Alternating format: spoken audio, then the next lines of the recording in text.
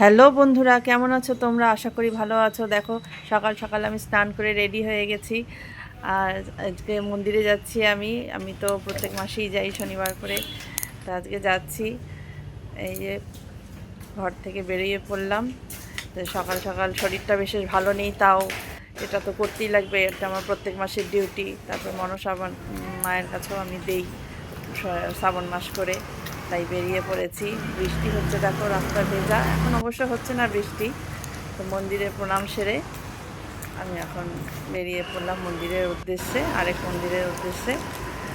তো শরীর ভালোই খারাপ, তাও এর মধ্যেই সব কিছু করছি। তো আজকে সারাদিনে কি করব আমি, এই মানে কী করে ব্যস্ততম কাজের মধ্যে দিয়ে সব কিছু করছি, সেটাই তোমাদের সঙ্গে শেয়ার করবো। তো দেখো, মন্দিরে চলে এসেছি এখন। কি সুন্দর দেখো রাধাকৃষ্ণের মূর্তিটা, আমার তো খুবই ভালো লাগে রাধাকৃষ্ণের মূর্তি। পুজো টুজো দেওয়া হয়ে গেল বন্ধুরা। পুজোর সময় তো আর ভিডিও করতে পারিনি। পুজোর শেষে আবার একটু ভিডিও করে এখন মন্দির থেকে বেরিয়ে যাচ্ছি। সারাদিনে কী করি আজকে, শরীর খারাপ থাকা সত্ত্বেও মানে আমাদের যে কোনো ছুটি নেই, সেটাই আর কি তোমাদের সঙ্গে শেয়ার করব। সারাদিন ছোটাছুটি চলবে। দেখো, বাড়িতেও চলে এসেছি। এখন তো ফ্রেশ হয়ে রান্নাঘরে ঢুকতে হবে। এই দেখো ঘরের কি অবস্থা, মেয়ে ঘুমিয়েছিল, শাশুড়ি মাই ওকে উঠিয়ে দিয়েছে, ফ্রেশ ট্রেশ করে দিয়েছে। এখন এই ঘর দোর এখন পরিষ্কার করব। তারপরে দেখো, তোমাদের সাথে কথা বলতে বলতে আমার ঘর দোরও গুছানো হয়ে গেল। মেয়ে ঠাকুরের ফুল নিয়ে আমার কাছে এসছে, আমাকে দেখাচ্ছে। তো যাই হোক, এখন রান্নাঘরে চলে আসলাম। এই যে সকালের খাওয়া খাবো ভাবছি, আলুগুলো দিয়ে ঝুড়ি ঝুড়ি করে আলু কেটে আলু ভাজা করে এখন আপাতত ভাত খাবো। তো দেখো, আলুগুলো ঝুড়ি ঝুড়ি করে কাটা হয়ে গেছে। এখন এগুলোকে আমি লবণ হলুদ মাখিয়ে রাখলাম। এবার আলুগুলো, কড়াইয়ে তেল গরম হয়ে গেছে, আলুগুলো ভেজে নেব। আলুগুলো ভাজতে ভাজতে এখন তোমাদের সাথে কথা বলে নিচ্ছি। আরও রান্নাবান্না আছে পরে। সকালে তাড়াতাড়ি করে এটা ছাড়া, আলু ভাজা ছাড়ার উপায় নেই। তাড়াতাড়ি কারণ অনেকটা দেরি হয়ে গেছিলো, তাই ভাবলাম আলু ভাজা করেই আমরা ভাতটা খাই। শাশুড়িমা ডাল করেছে, অল্প ডালও নেব। তো দেখো, আলু ভাজাগুলো হয়ে গেছে, একদম বেশ মচমচা হয়েছে। এই যে ডাল আছে একটু, অল্প ডাল নিয়ে এই যে আমরা খেতে বসে গেছি মা মেয়ে। সকালের খাবার খেয়ে নিচ্ছি। তো এখন দুপুরে রান্নাও বসিয়ে দিলাম, ভাত বসিয়ে দিয়েছি।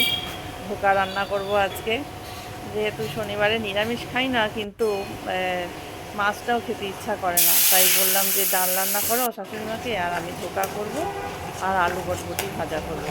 তো তাই ধোকার জন্য এই যে ধোকাটাকে মণ্ড বানিয়ে নিলাম। তো এখানে আলু বটবটি ভাজাও বসিয়ে দিয়েছি। এই তো ভাজা হচ্ছে। আর এখানে ধোকাটাকে মণ্ড করে যে একটু ঠান্ডা করে নিয়ে পিস পিস করে কেটে নিলাম। কি সুন্দর বরফির মতো হয়েছে। এগুলো এখন ভেজে নিব তেলে। দেখো, ভাজা হয়ে গেল আমার এগুলো সব। মশলা দিয়ে দিয়েছি কড়াইয়ে। এখানে আদা, জিরে গুঁড়ো না, জিরে বেটেই দিয়েছি। আর দিলাম হলুদ, লবণ, লঙ্কার গুঁড়ো দিয়ে। এখন মশলাগুলো ভালো করে ভেজে নেব। দেখো, মশলা দিয়ে তেল ছেড়ে দিবে, তখন আমি এখানে এটার মধ্যে জল দিয়ে দেব। তো মশলা দিয়ে তেল ছেড়ে নিয়েছে, এখন আমি এটার মধ্যে জল দিয়ে দিচ্ছি। জলটা দিয়ে একটু কিছুক্ষণ ফুটবে, তারপরে ধোকাগুলো দিয়ে দেবো।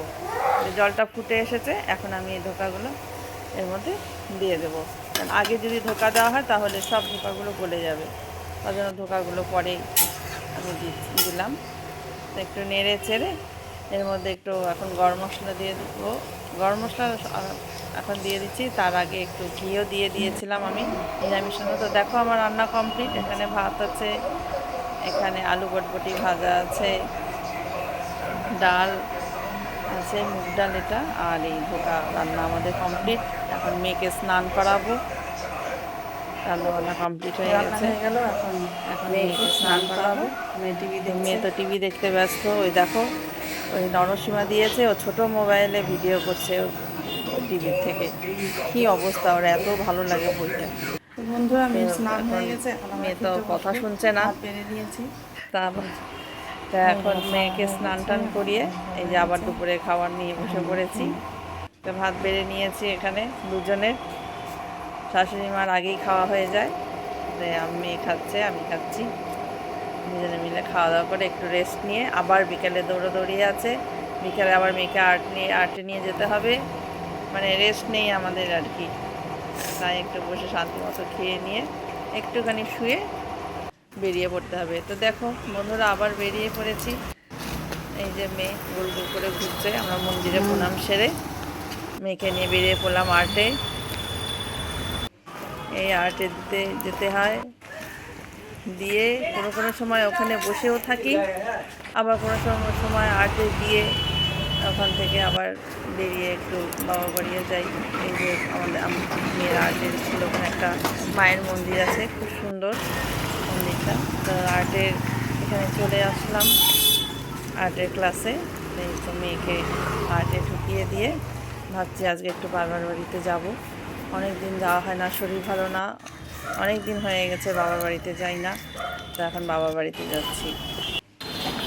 শরীর এত খারাপ, আমি মানে কিছুই করতে পারছি না। তো দেখো বাবার বাড়িতে চলে আসলাম, মা বাবা ভাড়া বাড়িতেই থাকে।